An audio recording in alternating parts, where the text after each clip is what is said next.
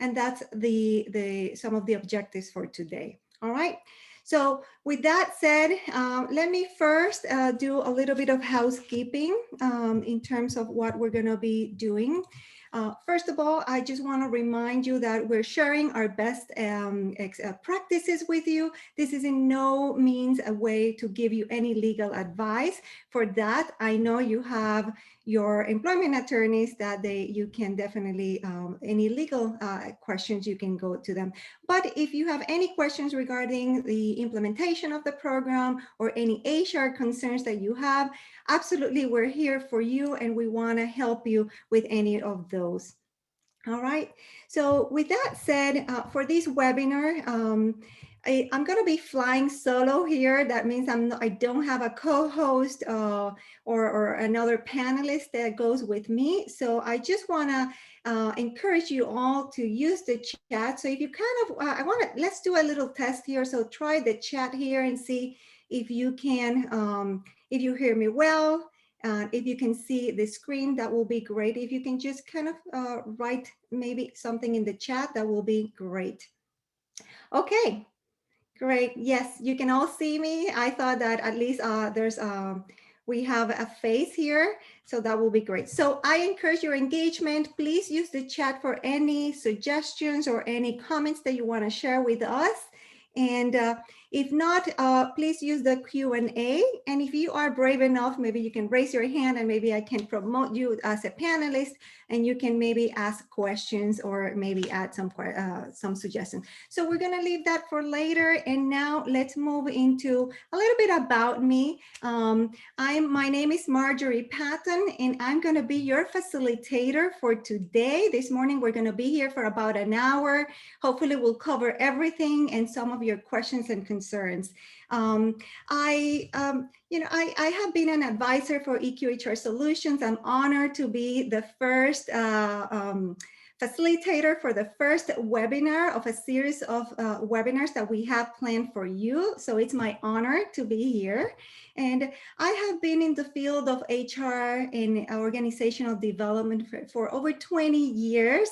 So yes, I've been there and I've worked with multinationals, with private organizations, privately owned, small, large, you name it. The thing or the point here is that I know some of your struggles and I'm hopefully gonna be able to support you in some of the ways that are so challenging. And for that, I wanna say that I'm sure you can agree with me that this past year has been one of the most challenging years in in the business and for HR as well. So with that, I'm just gonna jump into today's objectives, all right? So there are really three things that I wanna share with you today. So hopefully when you leave after this hour, you're gonna be able to say, okay, this makes sense. I have a new perspective into the implementation of the prevention program for COVID-19. So the first thing, of course, we want to share with you common issues of the implementation. And this is through our own experience with our clients at EQHR Solutions. The second thing that we want to share with you is I want to point out some of the oversights that we have been seeing in the implementation that could potentially put you at risk in your business. So this is something that we've been seeing through some of the patterns with our clients. So, and we want to kind of point those out to you to make sure that you're not cutting corners. All right. And I can tell you, working with other clients, this could be overwhelming. It's a lot of work, but we figured out a way that it's going to be so much easier for you to implement, and you're going to be able to do this without any hesitation. Point number 3. At the end of this presentation, we want to share with you some key ideas to becoming more proactive, and so you can really implement a plan that is smooth and that you'll have no bigger issues with the implementation. So with that, I want to move very quickly to the Call OSHA standards.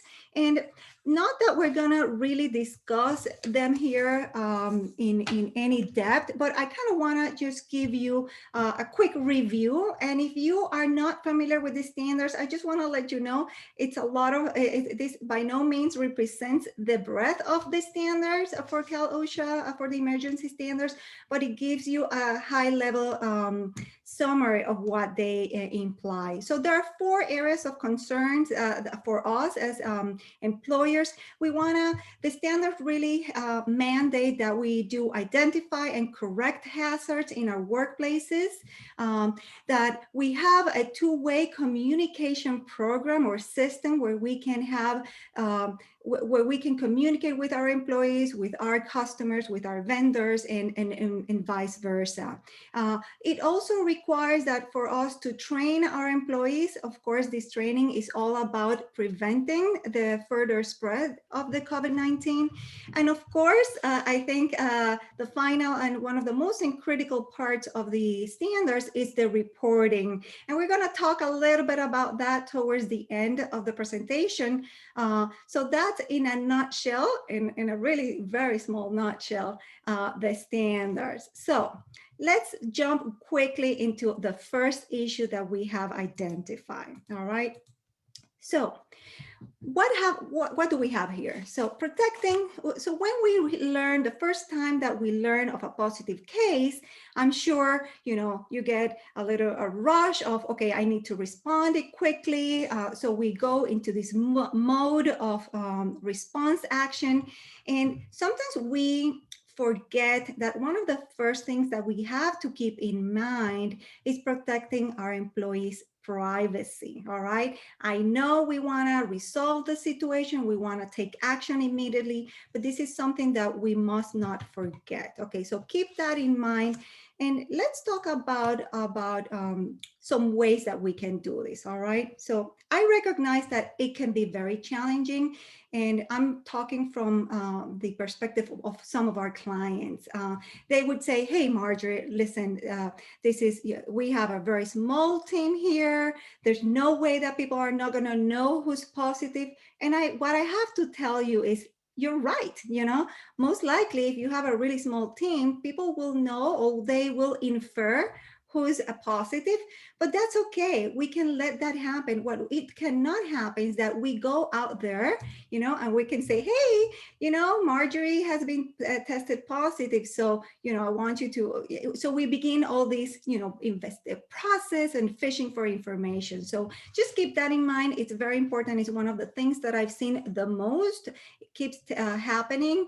And, this is something that potentially may not mean a lot today, but along the road, if we have, any issues further along the line, it may create some problems for us. So we want to keep that in mind every time that you hear that you have a positive case. All right. So let's talk about now, hold on. So let's talk about the next step. So once we have a positive case, the first thing that we need to do is investigate. But guess what? We've been saying a lot that we don't really go through the investigation process as it should be, all right? And that could be a potential problem for us, because skipping the investigation, it's really a twofold issue, and we're gonna break it down. So the first part, of course, is investigating. When you skip this process, well, you run into several problems. First of all, like I was saying earlier, you start fishing for information. You go out there into the field to the co-workers, and you ask, have you been in touch with this person? It tested positive. So we're bridging employees' confidentiality. And then what happens is that we cannot really determine crucial data that is important for us to make decisions. So it's very important that we follow the protocols of doing the right investigation. Your prevention program, it really has everything. It has the instructions, it has the protocols that you need to follow, so you don't fall into some of these issues. And that's why it's so important that you review it. And if you don't have it, please give us a call for us. It's very important that you understand where could be some of the issues that you may be facing. All right. So the investigation process really determines what's the next step. So if you skip this process, then you may also along the line skip some very crucial information and steps that you're going to have to make. And you know what? It really will make your decision making so much easier for you. All right. So now that we know that, so this is just a little recap. Don't go rush and ask everybody, you know, if they have been exposed or if they've been close to so-and-so. Don't use the employee's name. You can always refer that person through using a COVID case. We have a potential COVID case, or we have a positive case, you know, always be mindful of that. Okay. Now, the next step that I want to share with you is once you understand, you know, in your investigation process, you're going to find out from your primary source. And who's your primary source? Your positive case. Yeah. So that person is going to really lead the way for you, and it's going to tell you and going to give you that critical information about when the symptoms began, if they have a positive test, when was the last time that that person was in the office. These are critical information because these are going to drive your response in terms of the next steps that we're going to be seeing here.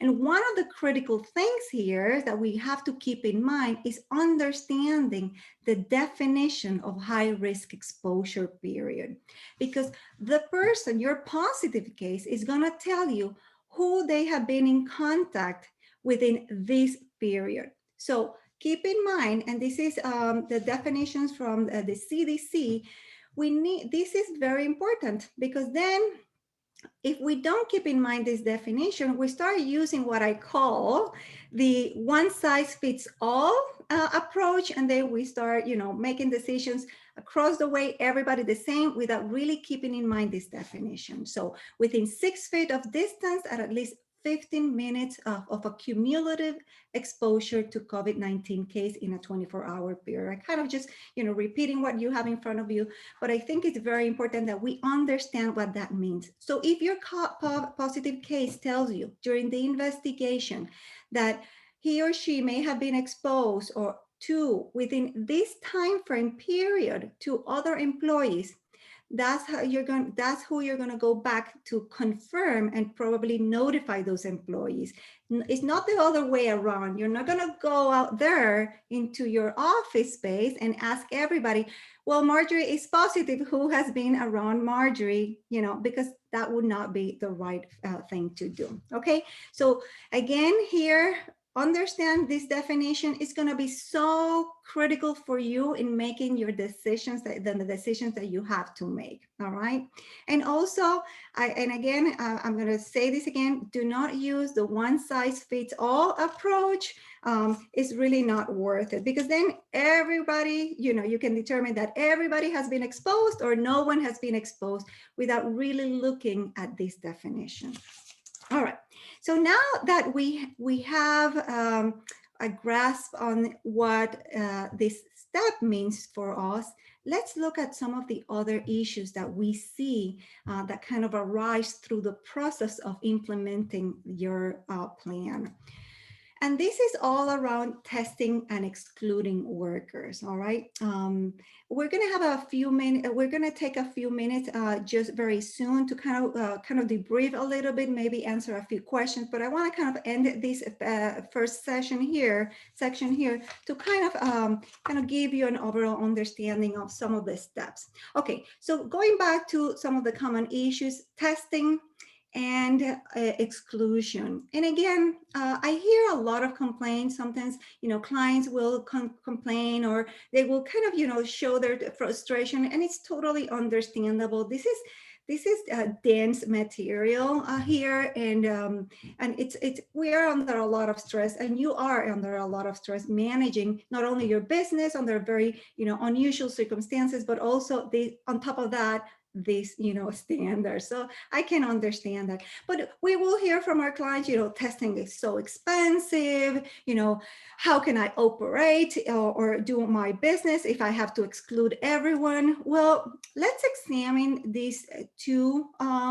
uh, these two things in a separate way. Okay, let's begin with testing. And with testing, one of the things that I kind of want to remind you all, because I think there's some confusion around this definition or this mandate. And I think that what we need to remind ourselves is testing, the obligation for the employer is to really provide testing information at no cost to the employee. All right. What does that mean? That could actually look like, providing them information about county clinics that are free for the population, for everybody. It could be through your healthcare providers if they're offering free testing, or it could be actually employer sponsor if you wanna do this and pay for the testing for your potential exposures. So again, our obligation as employers is to provide that information at no cost to the employee. It doesn't necessarily mean that we're going to have to pay it, particularly if you're already running really thin and things are getting really, if you feel that this could be a burden, your business, what's best for you. So just understand that there is some confusion around it, and I kind of wanted to clarify that. Now, let's talk about the fact that employees can decide to do their testings during work hours. Now, the obligation for the employer here is to pay the wages for that employee who decided to take the test during those work hours. So we have to pay for the hours that the employee used in order to do the testing. Does the test has to be or done during work hours? No, but if that's the case, we need to pay for those wages. All right. I hope that kind of clarifies a little bit some of the confusion around this obligation, because I know that there's some frustration around it for some of our clients and employers in general. Now, the other point here is testing is always an option for the employee. Look, I have received calls from some of our clients saying, "Hey, Marjorie, what do I do if an employee doesn't want to get tested?" Nothing. If that employee does not want to use the testing information and they don't want to do their testing with you, that's okay. That's an option for them. Now, I want to remind you here that our obligation really is to exclude those employees or offer the test to those employees who were exposed to the positive case. All right. If that employee and you can offer the test, if that person chooses not to do the test, that's okay. We don't really need it because we have to exclude them no matter what. All right. And we're going to look into exclusions just in a few seconds. Okay. So employees can definitely decide to not to get tested. And finally, a word of caution here for you, and this is very important. We cannot request our employees to have a negative test in order to return to work. So let's say, well, an employee needs to be excluded. We should not be asking for negative test. And there are many reasons that our employees would want a negative test, but we can't ask for that. And there's so many ways, and there's a lot of things around this. First of all, negative test doesn't really say anything. The person could be potentially, not showing any particles in their system, so they could be potentially be positive later on.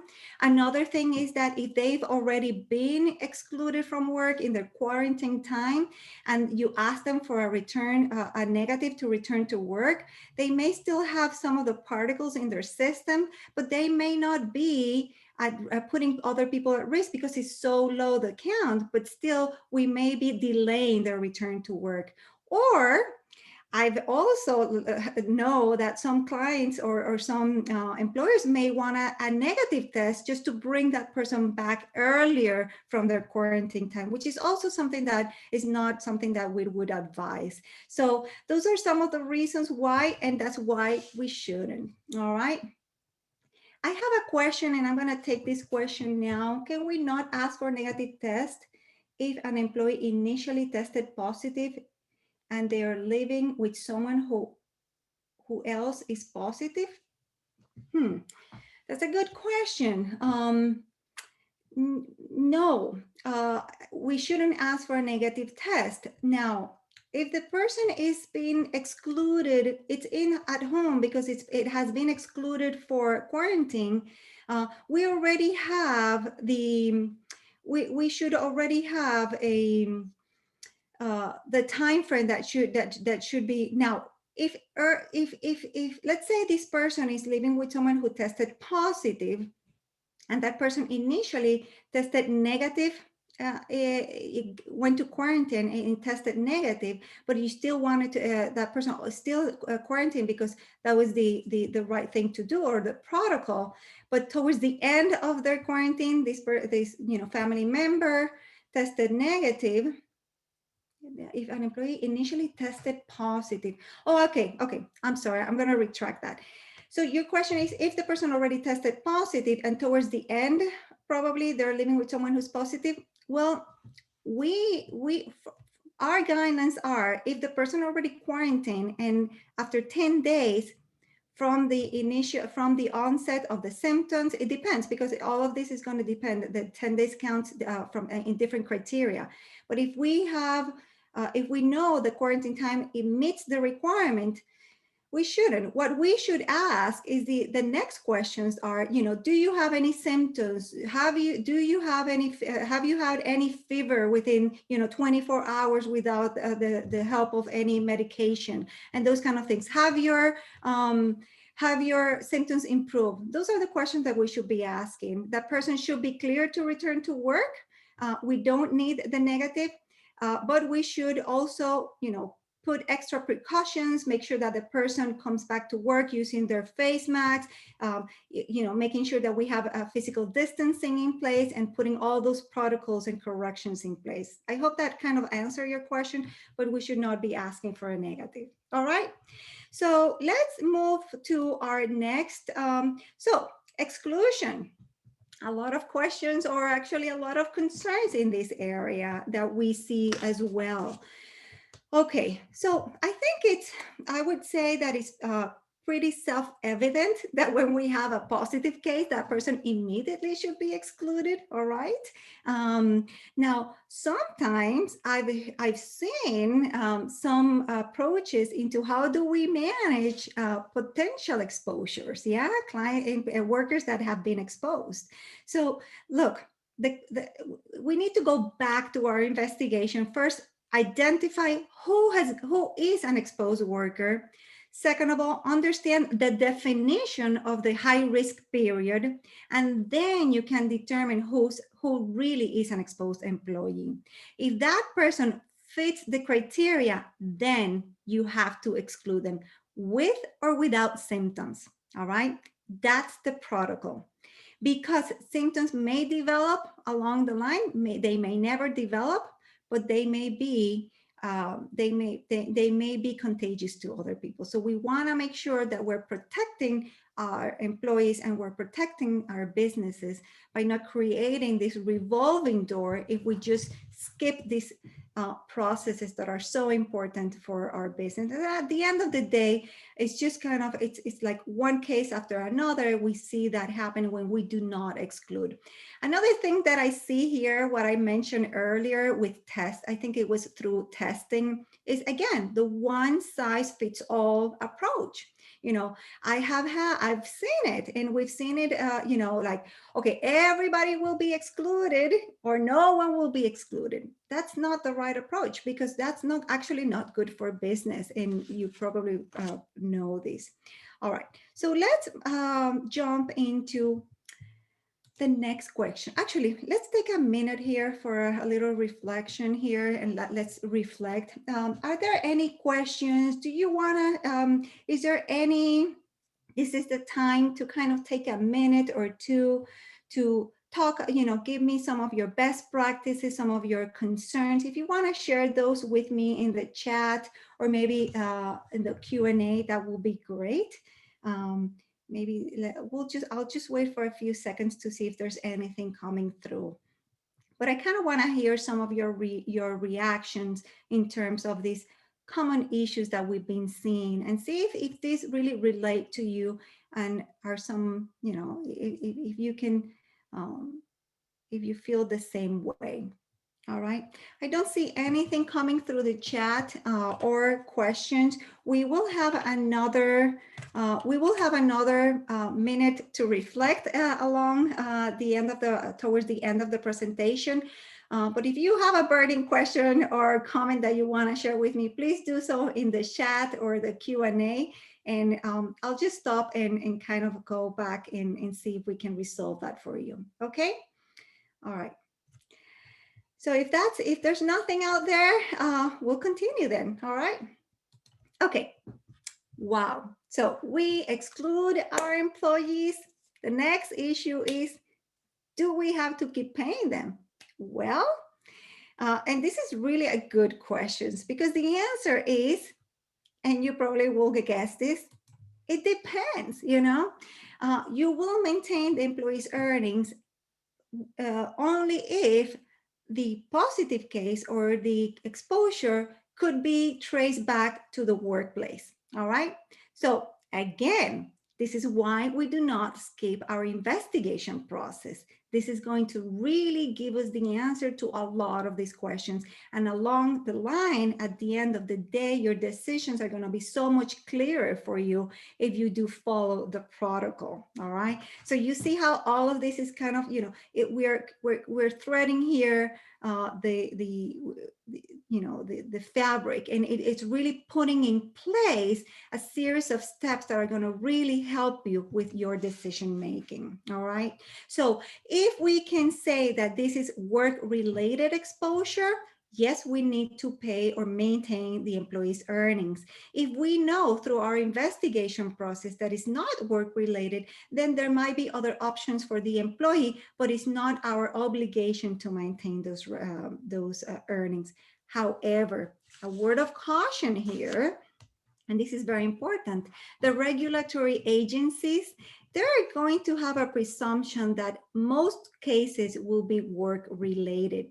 So this is where our prevention program is going to become really handy, because then we would have already in place something that can really help us, with the identification of hazards, with the corrections. We can show how we've been doing, what we've been doing, and we're correcting, we're making the necessary changes that we need, we are training people and so forth. So if we and of course we're keeping record of all of these things. So if we can do that, if we have this in place and implemented, there's a lot of decisions that you will make that are going to be so much easier for you. All right. So if we make already that decision of that, yes, we need to maintain those earnings because we are investigated, we did our due diligence.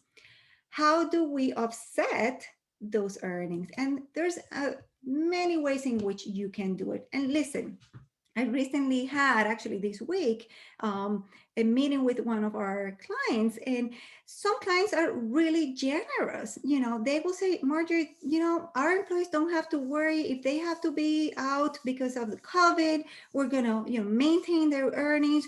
They don't even think about these things of offsetting or netting. But that's not the case for every business. That's very if it's not unusual, it's very, it's different. So there's a big range of the scope here is very broad. So we will see employers that will just, no think about it, the other employees will, they have other protocols, they have other philosophies, and they really need to tap into these other offsetting tools that you have. So let's review them very quickly. I think it's very important for us. If you were not aware, this is the time that you can tap into these resources that you have at your disposition to kind of offset some of those earnings. All right. So if you're familiar with the FFCRA, which was the mandate to maintain, to pay employees with COVID-19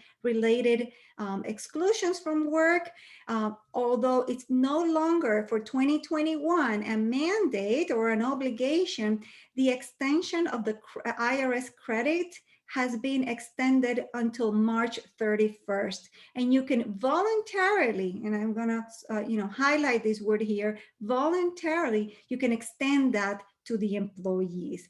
Some employers are deciding not to do it. That's business decisions, and they know, what's best for them. Other employees are doing it. So it really depends on you, again, your philosophy and what your position in terms of all of these things. Also, you can offset earnings through, of course, if the employee has sick leave, if they still have some sick leave, they can do. Some of you have sick leave that starts in January at the beginning of the year. So many employees would already have, instead of having to accrue it on a monthly basis, they have that upfront, uploaded for them upfront. So many employees already have some hours there. The other option would be for the employee to apply for EDD, and that's through EDD, the unemployment insurance, or the state disability insurance. That's another way that we can offset some of those earnings. Workers' comp, and again, I'm going to highlight this one because workers' comp is only if it would only be approved if it's considered a work-related illness. So again, our investigation is going to be very important in order to provide evidence to the contrary, if that's the case for some of you.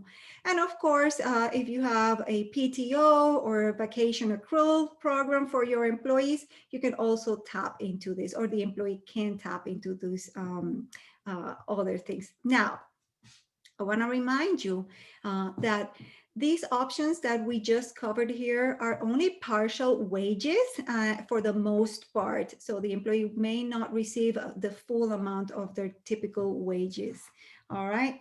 So that's again, maintaining wages. Any question regarding wages? Because I feel sometimes this is where I have a lot of questions. I have a question here coming through the chat. Let me see. What's the time frame in which the employer has to pay the earnings? Well, earnings should be paid, within the cycle of the employees. The sooner the better, because that's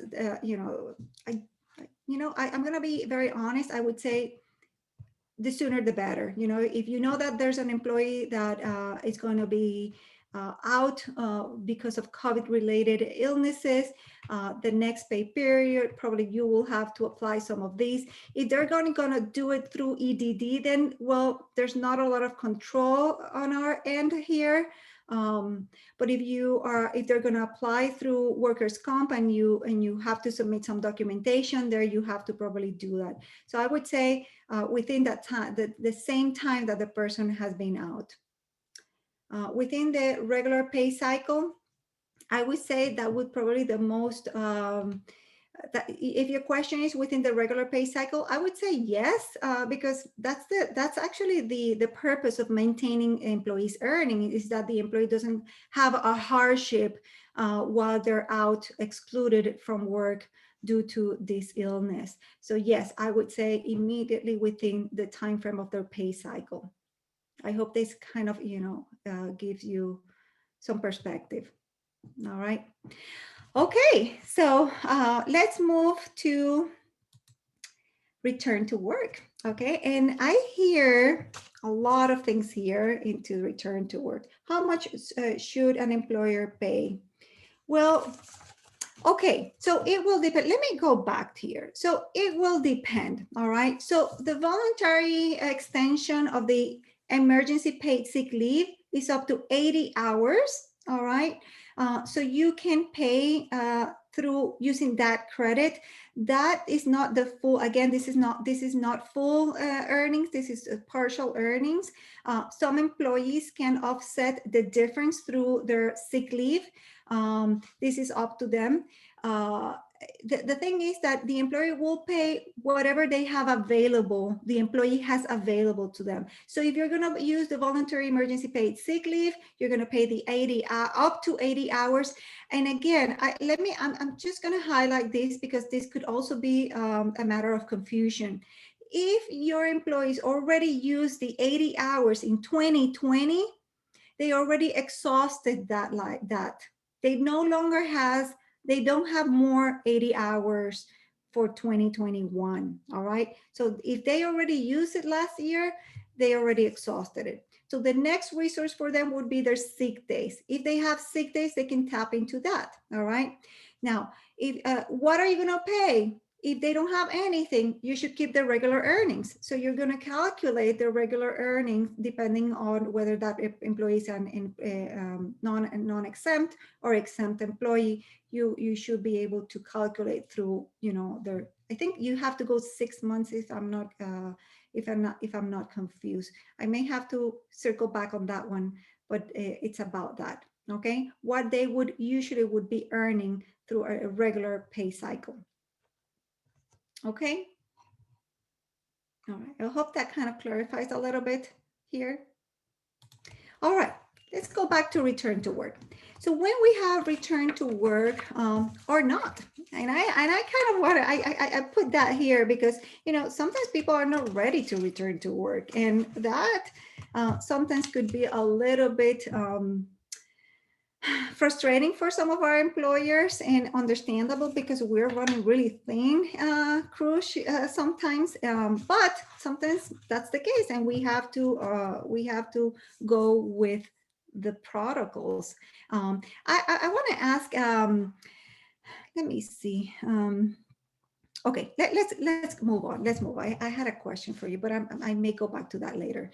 In most cases, the quarantine time, let's look at this chart here. Okay, I want to, I'll go back. I have a question here, but I'll go back to your question later on. Let me finish this section here and I'll go back to your question, your clarification. Okay, for that person who just answered, put a question in the QA. Okay, so going back to here, so returning to work. Now, this is of course tied to your exclusion time. So it will depend. So the return to work, it will depend based on when that person was excluded. And the exclusion here is going to be, if you can see, I highlighted the 10 days because it's always going to be 10 days.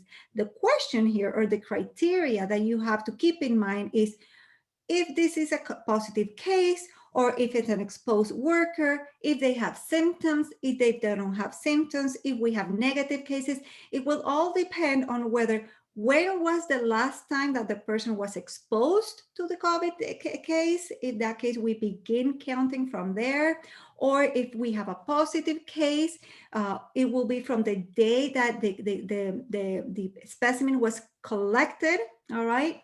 So here's some really key words that we kind of want to keep in mind too, so we can start tracking those 10 days from the real time, so we don't have to extend that exclusion unnecessarily too long. Now, you would ask me, well, what's the issue here? Well, the issue here that I see, or at least that I've seen arise in some of cases, is that what happens when the employee wants to extend their quarantine? And this happens. I've seen it a lot, and maybe you have as well. Well, we have to ask ourselves, we have to go back to the exclusion criteria. Why was this person excluded? So let me give you an example. So if that worker had a negative test, no symptoms, we just excluded the person because that person was an exposed worker, all right, in the high risk exposure period, but did not develop any symptoms. Went for a test, tested negative. at the 10 days, that person should be returning to work. Now, if that person tells you, I want to stay a couple of more days, my question for them would be, are there any symptoms?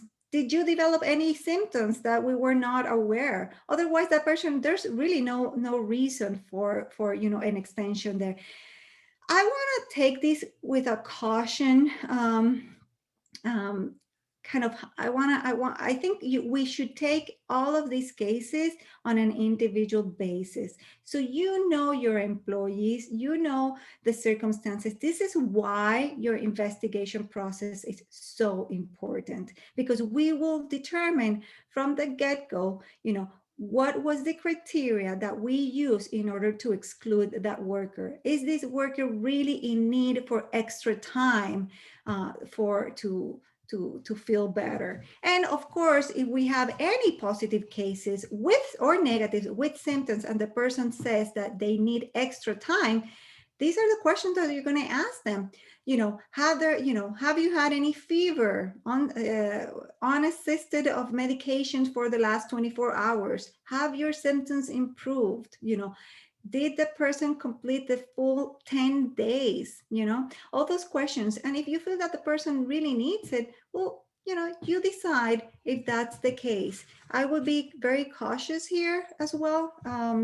I think we have to take these things very seriously, and kind of, test, understand our employees, where are they coming from? Just, have those conversations. I think the best approach is to have, very clear conversations, bold conversations about, is this really necessary? Do you really feel? In that case, of course, you should extend that period and touch bases with them on a regular basis to make sure that they're improving their symptoms. Okay, so I'm going to go back to your question in a bit. Let me just kind of move towards we're almost, let's see how, okay, we have time. So I'm going to go back to your question in a bit, but let's continue here with one of the other things that I see.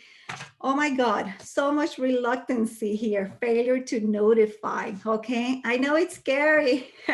The document itself could be a little bit overwhelming, scary. I get it.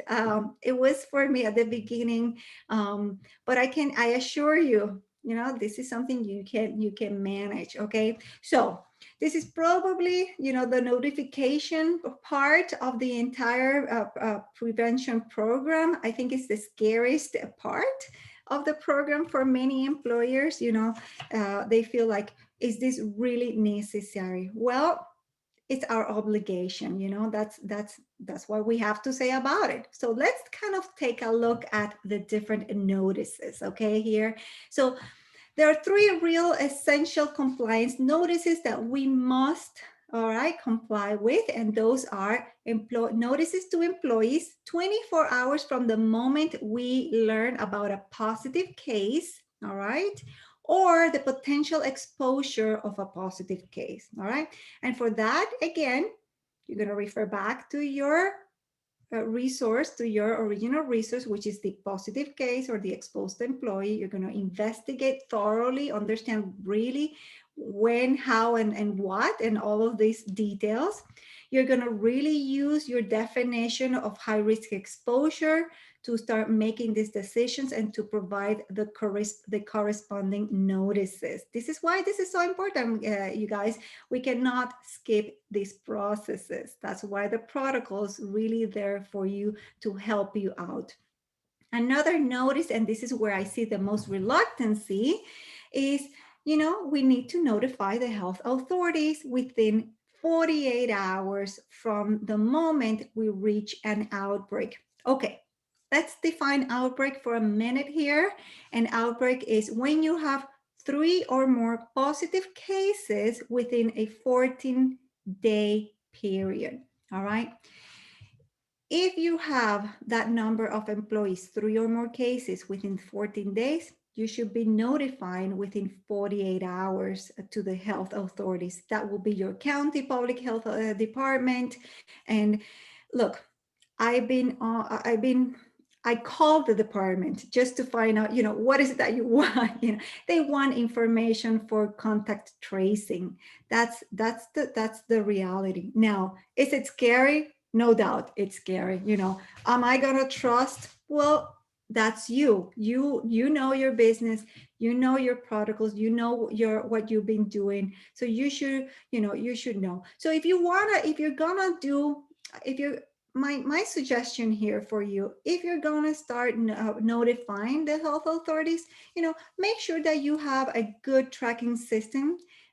Make sure that you have in place your protocols, that your corrections, that you've done your due diligence. And let me tell you, I have talked to many employers in the past few months, and you have a lot of this work already caught up for you. You already done a lot of this. It's just that probably it's not in one document, but you've done a lot. So um, don't feel like you're not ready. There's a lot that you have done. It's just kind of putting it all in this, document that we call CPP. Okay. Another notification is workers' compensation. You should be notifying your workers' compensation carrier every time you do have 48 hours from the moment that you learn about positive cases. Now, is this going to affect your your numbers and your workers' comp? No, it shouldn't. It's not. Do you trust the program? Do you trust the agencies? Well, that's up to, I cannot say anything about that, but that is the mandate. We should, notify employees 24 hours, the health authorities, and the workers' compensation. Okay, so I hope that in a way this kind of gives you some reassurance. And I think, actually, I'm going to read out something that I found that the other day in the department and Cal OSHA website. And I'm not sure if this is going to be reassuring, but I'm just going to read it. And I'm quoting here. Reporting a case is not an admission of work-related illness, nor it is an admission of responsibility. So that's there for you. So you should be confident, but you know your business, you know your risk tolerance and your risk position. So you know what to do. Okay, so moving on. Okay, so now that we've done all of those things, what's the right thing to do? Record keeping. All right.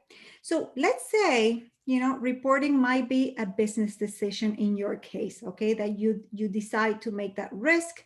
But I would say that keeping good records will show diligence and will show good faith.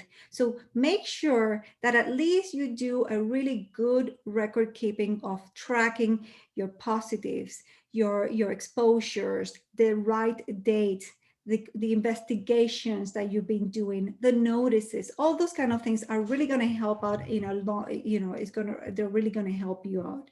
So make sure that you have really good record keeping so you can kind of manage any, anything that may come your way in a way that could potentially help. This will really help you. Okay. So I'm going to close this section right here before we move into the oversight and just finish our presentation here. Let me see. We have a couple more minutes. I'm going to, let's do 1 minute again. To answer some questions that you may have. I'm going to go here to the question that was previously asked. There's a clarification question, so I kind of want to go to that. So to be clear, this person is asking, if an employee knows and inform you that they were exposed from a family member, we as an employee are not obligated to maintain that employee's earning. Yes, you're right.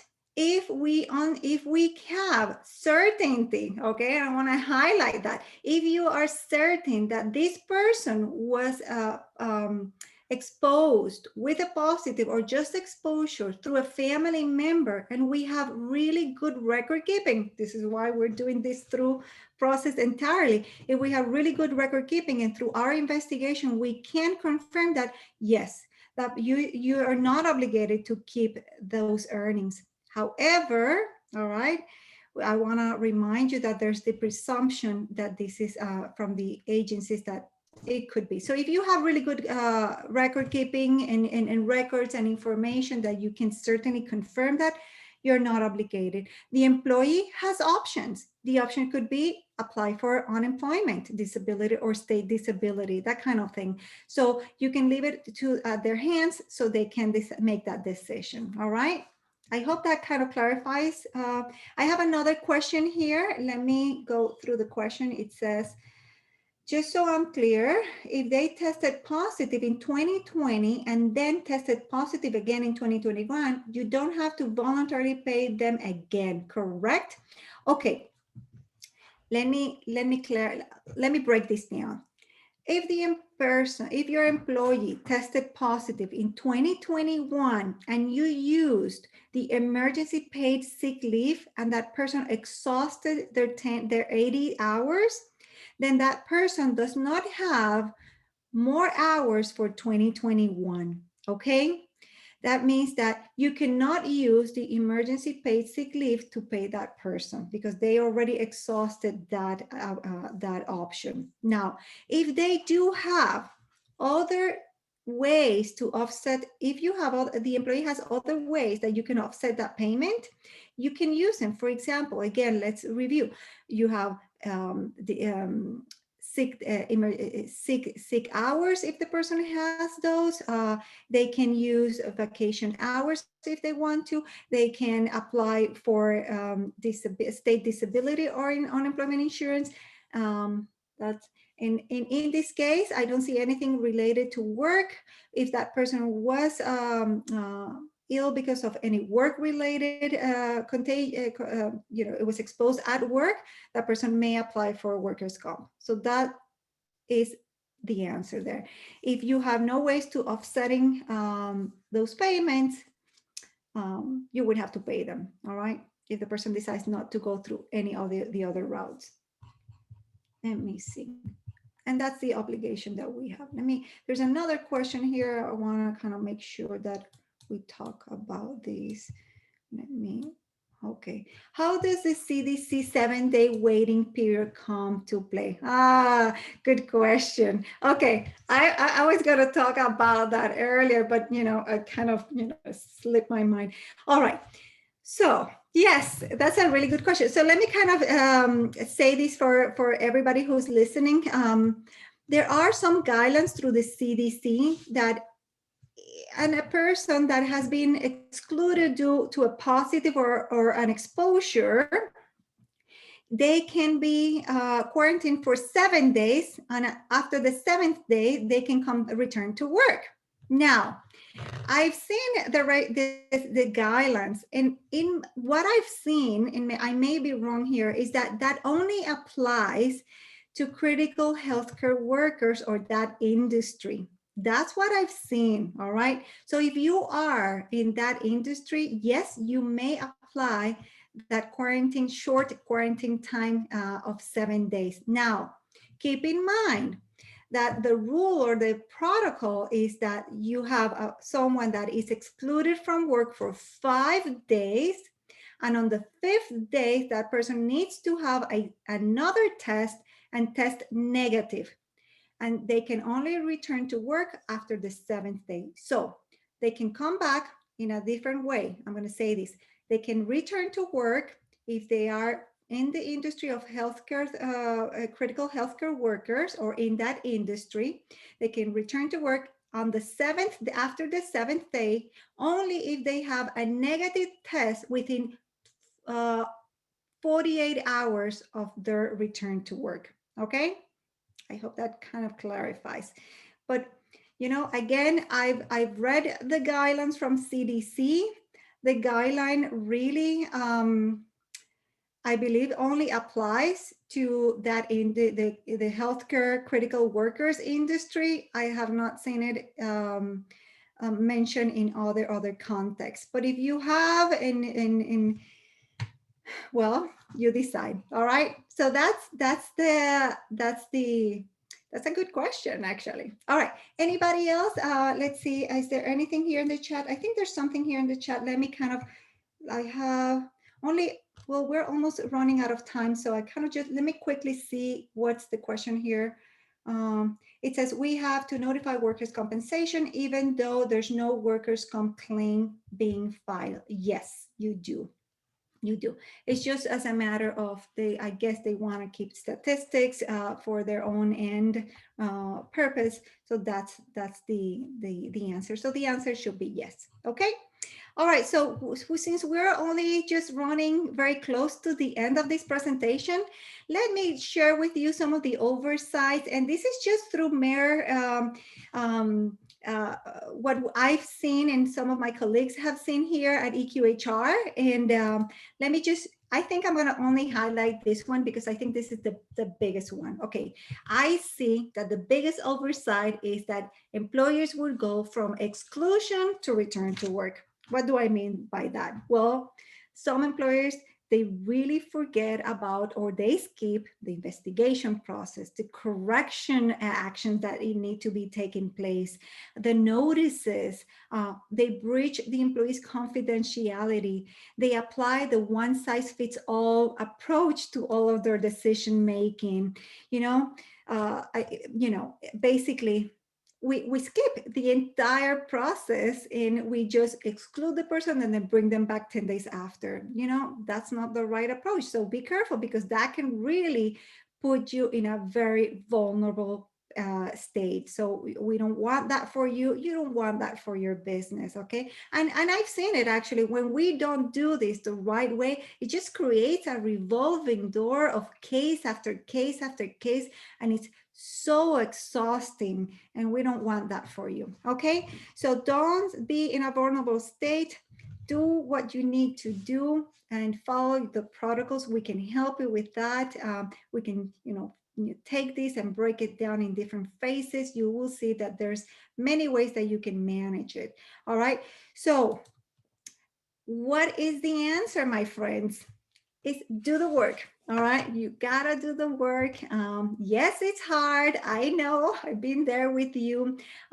It's time consuming for sure. It is, and it could be even scary sometimes just to put our teeth in it and definitely. But if you need help, we can help you. I can assure you, it's not as bad as it looks, and on the contrary, you've done a lot of the work already. We just have to put it all together in one document, okay?